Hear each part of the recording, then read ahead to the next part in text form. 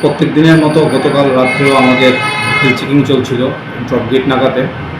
বিকেল চেকিং চলাকালীন রাত আনুমানিক 12টার সময়ে আমাদের যে অফিসার এবং স্টাফ ছিল তারা একটা সন্দেহজনক একটা গাড়িকে আটক করে। তখন ওই গাড়িতে তল্লাশি চালিয়ে গাড়ি থেকে টোটাল 5100টি ইয়াবা ট্যাবলেট উদ্ধার করে। তারপর এই গাড়ির যে ড্রাইভার ছিল তাকে অ্যারেস্ট করা হয়। তাছাড়া এই গাড়িটিকেও সিজ করা হয়।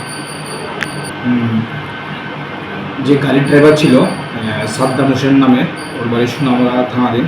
তো ওকে আমরা অ্যারেস্ট করেছি এবং পুলিশ রিমান্ডের আবেদন চেয়ে আমরা কোর্টে পাঠিয়েছি। আর আমরা একটা এনডিপিএস আইন অনুযায়ী একটা আমরা কেস নিয়েছি এবং এই কেসের তদন্ত চলছে। এটার বাজার মূল্য অনুমানিক 7 থেকে 8 লাখ টাকা হবে।